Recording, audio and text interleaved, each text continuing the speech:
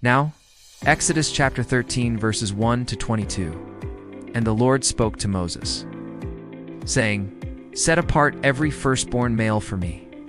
Every firstborn male offspring among the Israelites, whether human or animal, is mine. And Moses said to the people, Remember this day, the day when you left the land of Egypt, the land of slavery. For the Lord brought you out of there with a mighty hand. Do not eat anything made with yeast. For you are leaving Egypt today, and the Lord has told me, in the month of Aviv, you shall keep the Feast of Unleavened Bread.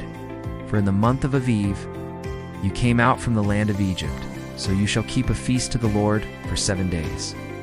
There shall be no leaven seen with you in all your territory, and you shall eat unleavened bread with me for 7 days.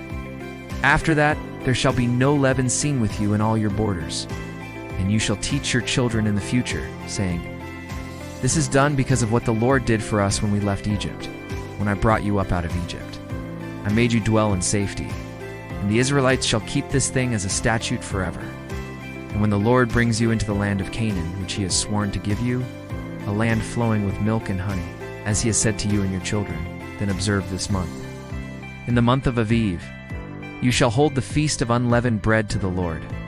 7 days you shall eat unleavened bread with me, and afterward, according to the ordinance of the feast, there shall be no leaven seen with you in all your borders. And you shall teach your children in the future. Thus shall they speak. On this day, the Lord made a solemn demonstration of his power.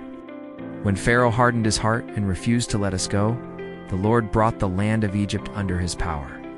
And thus did the Lord kill all the firstborn in the land of Egypt, both man and beast. Therefore we sacrifice to the Lord every firstborn male and every firstling of a pure breed among our cattle we redeem. And the Lord spoke to Moses, saying, When I bring you into the land of the Canaanites and the Hittites and the Amorites and the Hivites and the Jebusites, and when I cut off before your face the inhabitants of the land, the Canaanites, the Hittites, the Amorites, the Hivites, and the Jebusites, then you shall number the firstborn of the children of Israel, both man and beast, and you shall set them apart for me. Thus says the Lord, Surely every firstborn male is mine, whether it is man or beast, on the day that it is born, it is holy to me. These are the rules concerning the firstborn child.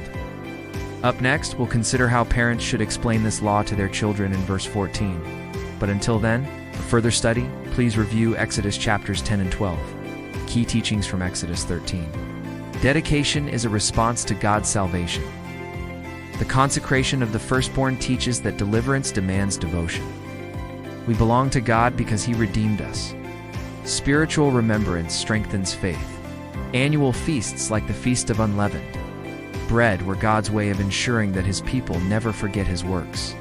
Parental teaching is a divine mandate. Passing on faith stories to children preserves spiritual heritage.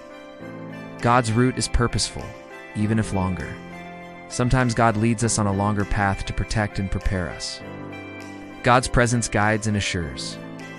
The pillar of cloud and fire reminds believers that God's presence brings both direction and protection. Thank you for watching.